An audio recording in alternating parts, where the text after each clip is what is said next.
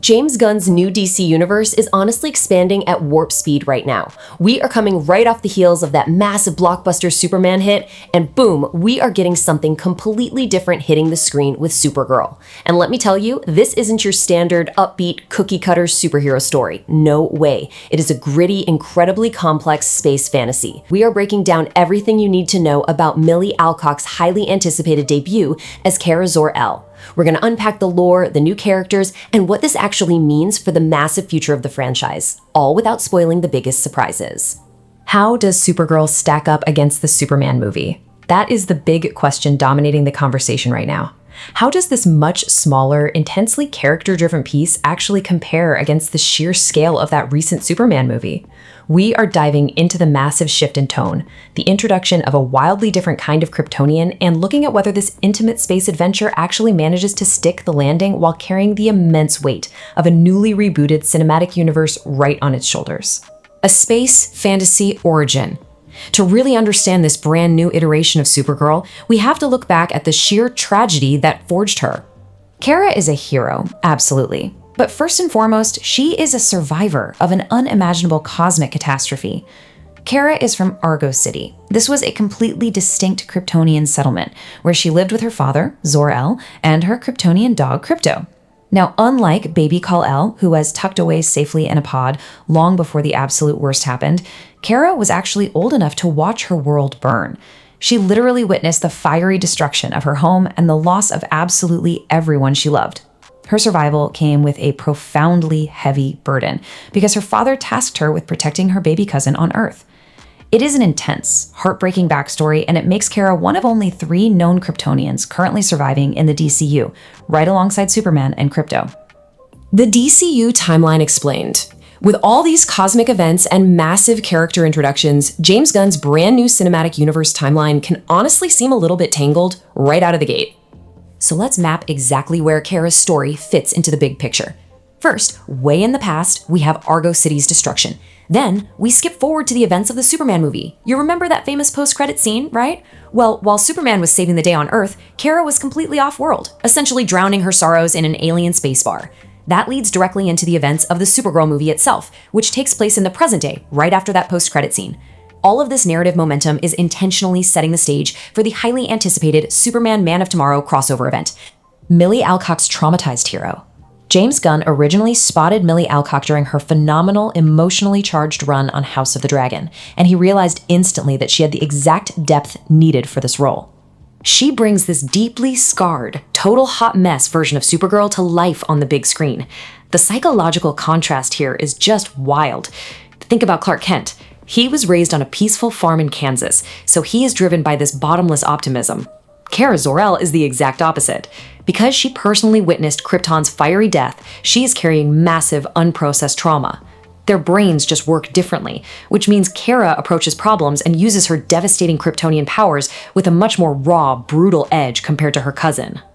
By adapting Tom King's highly acclaimed Woman of Tomorrow comic, this iteration is guaranteed to be entirely unique. Look back at the previous era of our Supergirl. She was largely written as a sunny, female copy of Superman, existing within a very traditional superhero tone.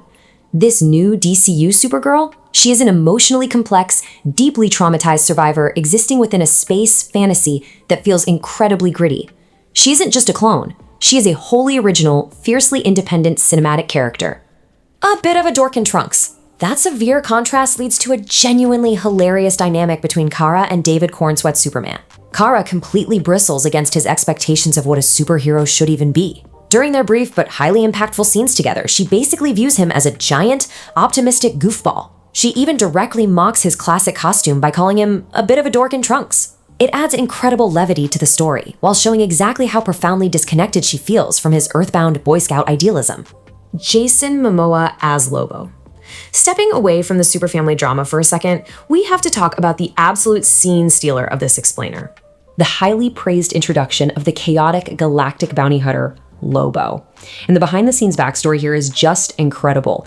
Jason Momoa has been a massive Lobo fan since he was a kid collecting comic books. Years ago, when Zack Snyder called him into the old DC Extended Universe, Momoa actually thought his lifelong dream was coming true. He went in thinking he was screen testing for Lobo, only for Snyder to tell him, no, you're playing Aquaman. Well, the second James Gunn took over the DCU, he immediately corrected that, finally giving Momoa the role he was quite literally born to play. Jason Momoa cranked up to 11. When Kara accidentally runs into Lobo at an alien space bar, the energy of the film completely shifts gears. Momoa is essentially playing his own larger-than-life personality, but with the dial cranked all the way up to 11. He is covered in prosthetics, thriving in the chaos, and bringing unparalleled fun to the movie as an unpredictable anti-hero, helping Kara track down dangerous space pirates. Honestly, you can tell he is having the absolute time of his life on screen. Weaknesses and action critiques. As much as the character work shines brightly, we do need to take an objective pivot to look at where this story falls a little short. It is a fascinating watch, but it definitely has its flaws. First off, Cram of the Yellow Hills is a noticeably weak villain, which to be fair is a flaw that carries over directly from the source comic. The action scenes also lack that heavy-hitting, blockbuster impact you might expect from a major studio release. Part of this comes down to a significantly smaller budget than the Superman film, but it is also a reflection of director Craig Gillespie. His background is deeply rooted in indie character dramas rather than massive action choreography. Finally, you are definitely going to notice some awkward humor sprinkled in there that feels a bit too reminiscent of early Guardians of the Galaxy jokes that just don't quite land for this specific darker tone. Mad Max meets True Grit. But even with those flaws firmly in mind, the overall vibe of the film is incredibly distinct and memorable. The absolute best way to summarize the atmosphere is Mad Max meets True Grit. It is a rough, character-driven pursuit across a dangerous cosmos. Kara, alongside a young girl named Ruthie, who is out seeking revenge, is relentlessly hunting Krem to find a vital antidote for a poisoned crypto. It is raw, it is emotional, and it focuses far more heavily on two characters working through their shared grief, rather than just watching caped heroes blindly punch bad guys into buildings. The cosmic DCU future. So what does this gritty space fantasy actually mean for the larger architecture of the franchise moving forward? James Gunn stated the overarching strategy perfectly. He said, "We are building the DC universe, not the DC Earth." Up until now, superhero stories have been incredibly terrestrial, but by taking Supergirl strictly off-world, showcasing gorgeous, weird, cosmic locations, and introducing galactic heavyweights like Lobo, the franchise makes a massive strategic shift toward a much broader scope. This brilliant world building perfectly sets the table for upcoming, heavily anticipated cosmic projects, like the Lantern series. How will Supergirl's trauma reshape the Justice League in Man of Tomorrow? That brings us to the ultimate takeaway from this explainer. We now have a vastly different, deeply traumatized Kara Zor-El who is already technically woven into the larger hero roster. Her perspective is fundamentally changed by what she has lost. So how will her complex, brutal approach to justice reshape the dynamic of the Justice League when she eventually crosses paths with them in Man of Tomorrow? The DC universe is getting profoundly more complicated, and the collision of these radically different hero philosophies is going to be something you absolutely won't want to miss.